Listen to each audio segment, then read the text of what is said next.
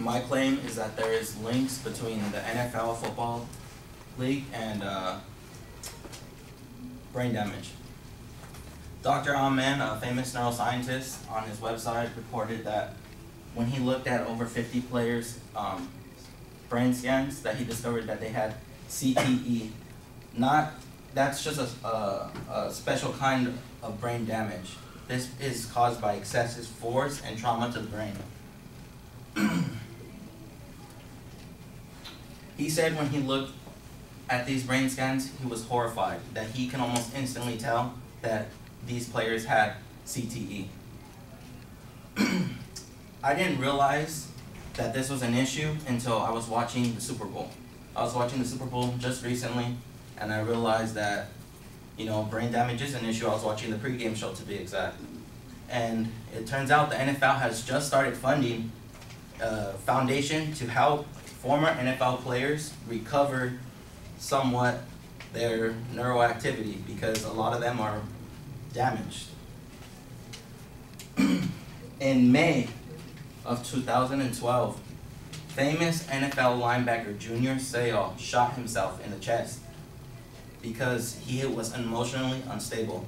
It turns out he was suffering from CTE, and he did not even realize it. It wasn't until till his family donated his body to science and his brain scans were looked at. In the PBS article, they continue to say how the NFL is being slapped with over 2,000 lawsuits from former NFL players. Most of these players being short-term players. Short-lived, you know, no glory. Just linemen, guys taking the big hits every single play.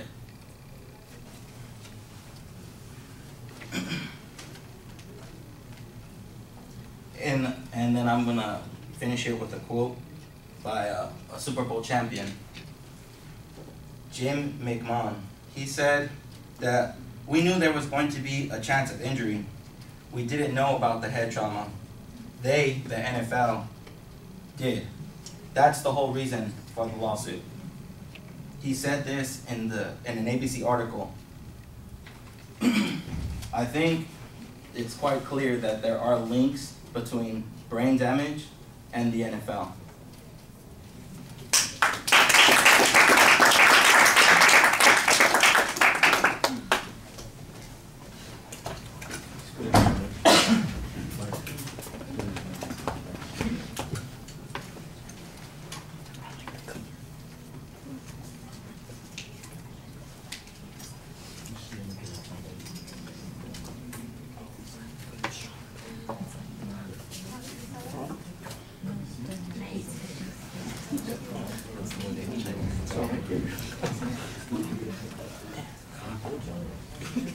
Shake it off.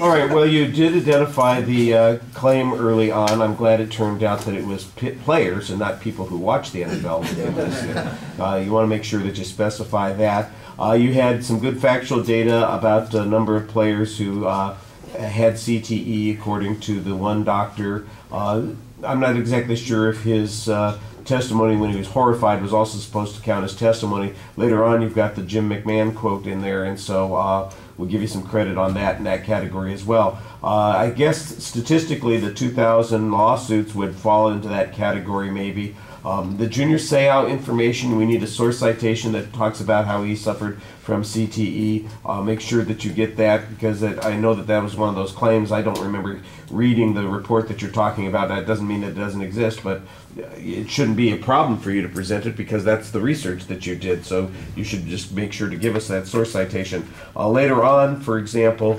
the number of lawsuits that you mentioned, I was wondering where that came from, and the same thing with the Junior Seau information. I think that both of those things are pieces of information that you're going to get credit for, but you need to have a clear source citation for in the presentation. I thought it went together pretty smoothly. I think you do a nice job speaking to the audience for the most part. Occasionally there's a little bit of hesitation in your voice, but for the most part you look like you're engaged while you're talking to us. Your movements are deliberate. They're part of us speaking to the audience. I thought that they emphasized ideas. It's not that you're moving nervously. It's that you're, this is what I'm talking about, and it's kind of coming out while you're speaking. And I appreciate that effort. All right, thank you.